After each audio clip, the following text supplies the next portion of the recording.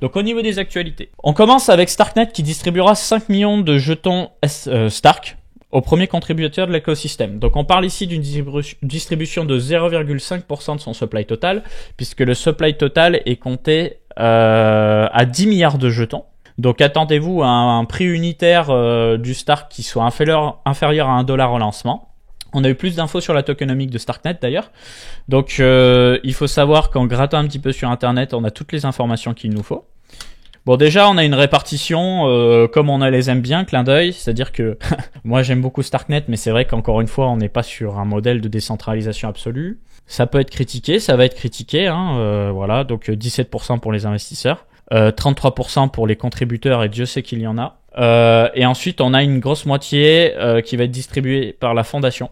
Parce que Starkware est une entreprise, mais il y a aussi la Starknet Foundation, qui est une association à but non lucratif, je crois. Il faudrait d'ailleurs que je les interviewe depuis le temps que j'en parle. Voilà, donc plusieurs donations. On les détaille dans l'article que je vous laisse en description, c'est-à-dire le Coin Hebdo. Je vous laisse aussi le lien dans le chat. Donc, qu'est-ce qu'on apprend ? On apprend que on en aura un bout pour la commu, en sachant que c'est pour la commu qui était là vraiment au début. Donc avant le 1er juin 2022. Donc tous ceux qui sont amusés à farmer avant, saignez.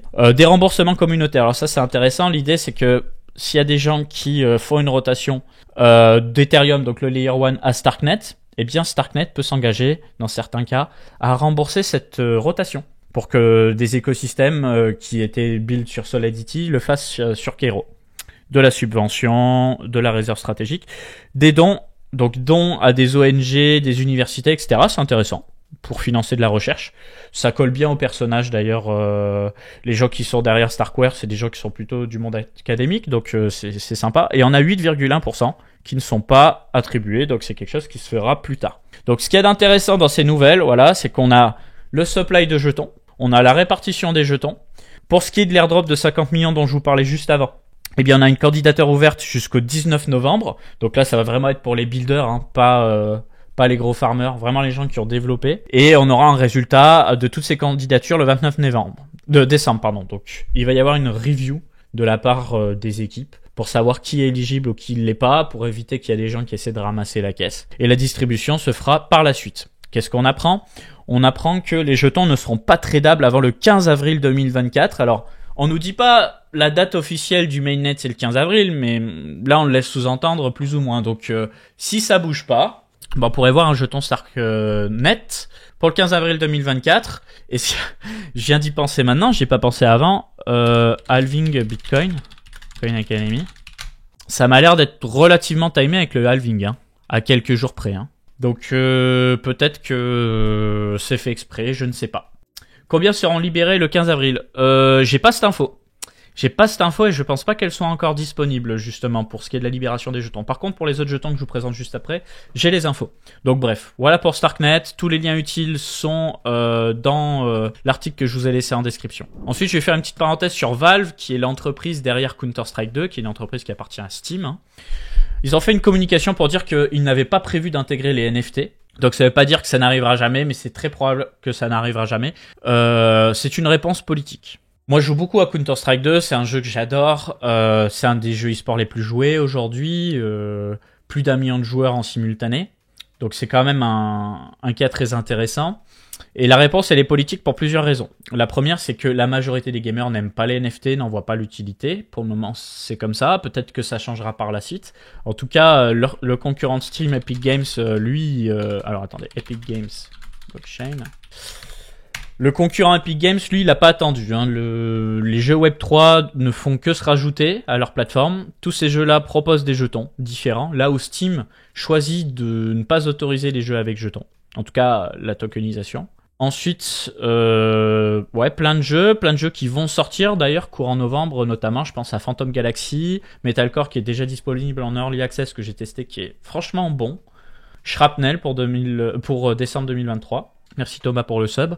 Bref, des moves qui sont vraiment différents. Après, est-ce que le fait d'intégrer des NFT à Counter-Strike rajouterait des joueurs à Counter-Strike aujourd'hui ? Non, je ne pense pas. C'est-à-dire que Valve a plus à y perdre qu'à y gagner pour le moment, donc ils vont rester sur cette décision-là, et puis peut-être que plus tard la demande va grandir et que ça va changer. Du côté de Riot Games, donc League of Legends, Valorant, je m'attends à la même chose, voire pire d'ailleurs, parce que Riot cherche à être plus blanc que blanc à chaque fois. Donc il y a un move à jouer de la part des autres studios de jeux vidéo. Mais ce sera pas ces deux plus grands en tout cas. Maintenant, on va s'intéresser à l'airdrop de Pit Network. Alors Pit Network, on en a parlé plusieurs fois sur Coin Academy. On a des superbes articles sur le sujet d'ailleurs. Pit, c'est un gros concurrent de Chainlink dans le monde des oracles, qui est peut-être plus sécurisé. Après, moi, n'étant pas développeur, je ne permettrai pas d'affirmer que c'est plus sécurisé, mais en tout cas, ils ont certaines propositions de valeur qui font que ils ont leur marché à eux, leur partenariat à eux. Donc, très gros concurrent de Chainlink. Et il y a un airdrop qui a été annoncé. On parle de 75 000 wallets éligibles, 600 millions de jetons Pit, sur un total de 10 milliards, comme Starknet d'ailleurs. Quelle est cette nouvelle volonté de taper du 10 milliards? Très probablement pour avoir des jetons en dessous $1 au lancement, pour avoir le sentiment que c'est pas cher pour créer du volume. On verra. L'offre en circulation au lancement de Pit sera de 15% et les jetons se débloqueront au bout de 6 mois, puis 1 an et demi, puis 2 ans et demi. Donc c'est ce qu'on peut voir juste ici. Moi, ce que j'ai beaucoup aimé de la part de Pit, c'est d'avoir vraiment clarifié tout au niveau de comment vont se débloquer les jetons dans le temps. C'est-à-dire que Pit ne nous dit pas encore quand est-ce que son mainnet, enfin quand est-ce que son jeton va sortir, parce que le mainnet il est déjà dispo sur la Pit Chain, mais on sait exactement comment ça va se passer. Ensuite, pour les intéressés, sachez que vous pouvez regarder si votre wallet est éligible à cet airdrop. Hein. Donc encore une fois, on parle de 75 000 wallets, donc ça peut valoir le coup. Je vous invite du coup à regarder le lien que je vais vous laisser en description. Alors comment ça se passe? On vous demande dans un premier temps de dire sur quel écosystème vous avez été actif. Je sais même pas si c'est important de le faire parce qu'après de toute façon vous avez le même formulaire pour tout le monde. Mais moi en l'occurrence j'ai été actif sur du Solana et sur l'Ethereum Virtual Machine et sur Osmosis. Pas sur le Discord cependant, mais rappelez-vous on vous a fait un article sur Pit Network et on vous disait justement que potentiellement il y a un airdrop qui devait arriver. C'est le cas du coup. Ensuite, une fois que vous avez proceed, ça va vous mettre en avant les wallets à connecter. Moi, personnellement, j'ai déjà cherché à connecter plusieurs wallets. J'ai aucun wallet éligible. Mais vous pouvez essayer. Je pense que c'est vraiment les gens qui ont beaucoup utilisé la DeFi qui vont être éligibles. Je sais pas s'ils vont beaucoup manger sur ce airdrop, mais il y a moyen qu'ils mangent un bon coup. En tout cas, moi, c'est pas mon cas. J'ai jamais stake d'Osmo. Moi, j'avais stake que du Juno à l'époque et du XKI. J'ai pas fait beaucoup de DeFi ni de NFT sur mes wallets en général. Et côté Solana, j'avais fait un peu de swap sur Jupiter, etc. Mais je suis pas éligible, donc voilà. Mais vérifiez de votre côté. Voilà, donc gros airdrop pour un gros projet. Voilà, bref, Layer 0 sur le point de lancer son airdrop. Alors, on a moins d'infos sur Layer 0, notamment, j'ai essayé de trouver la tokenomics. Il n'y en a pas. C'est-à-dire que si vous tapez Layer 0 tokenomics, regardez bien, ne vous faites pas avoir, vous avez plusieurs sites. Et on a un article Medium là. Déjà, l'article Medium a une faute d'orthographe à information. Le arrobas, c'est Layer 0 Team. On n'a pas de nouvelles, à part quelques articles qui sont passés entre avril et mai. Ça ne semble pas être le médium officiel. Donc, comme ça n'a pas l'air d'être le médium officiel, faites gaffe. Moi, je pense que c'est du vent. On nous parle aussi d'une initial dex offering. Je pense que c'est du vent. Donc, ne le prenez pas en considération. Cependant, voilà, Layer 0 aujourd'hui, c'est un protocole qui permet de l'interopérabilité. Ses concurrents, pour les citer, c'est Axelar et Hyperlane. Layer 0 est un gros chouchou parce qu'ils ont levé 263 millions et ils sont valorisés à 3 milliards. Alors, on parle pas des jetons, hein. Là, hein. On parle vraiment de l'equity de Layer 0, je crois.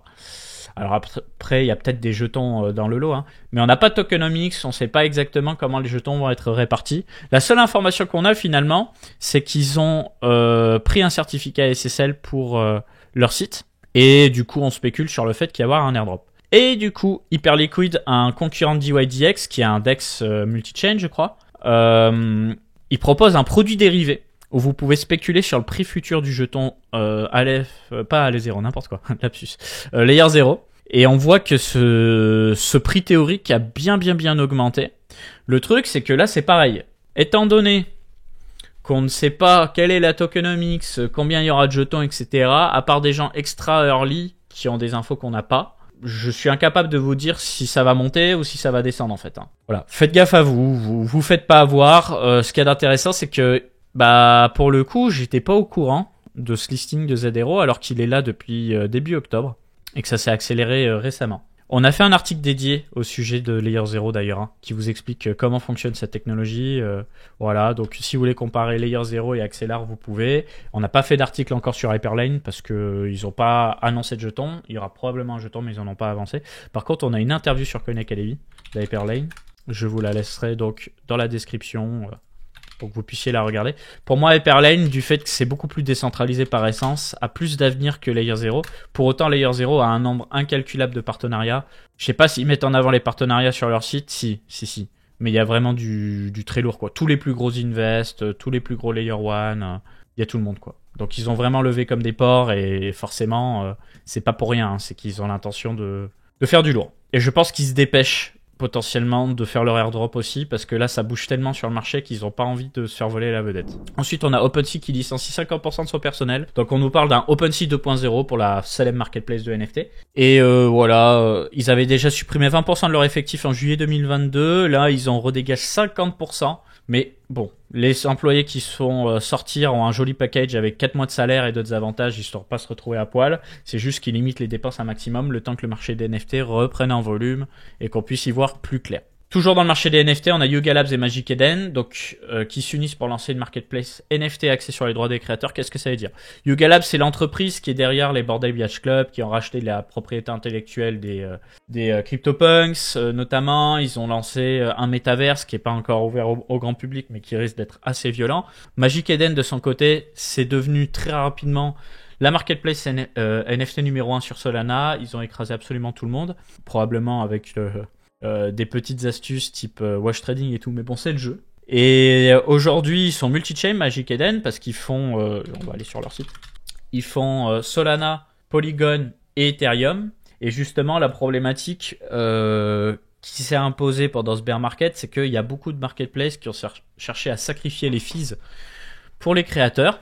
Du coup, justement, ce partenariat, l'idée, c'est de proposer une marketplace où on assure aux créateurs 5 à 10% de frais à chaque transaction pour que les créateurs puissent bien manger après le mint. Donc c'est cool.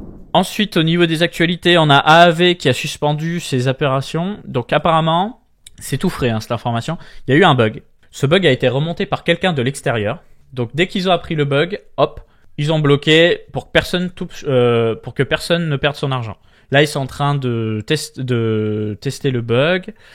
Ensuite, ils vont faire une proposition pour relancer rapidement le protocole. Donc, le protocole n'est pas mort, le protocole va bien. C'est juste que avant que des gens perdent de l'argent, ils ont gelé le protocole. Enfin, une partie du protocole sur la V2, parce qu'il y a une partie de la V3 qui est toujours active. Pas sur toutes les blockchains, cependant. Donc, affaire à suivre. On a Mark Zeller qui en a parlé, justement. Et il disait, en fait, on a deux choix. C'est soit on bloque, tout de suite. Et voilà, et puis après on remet en place un process pour tout relancer.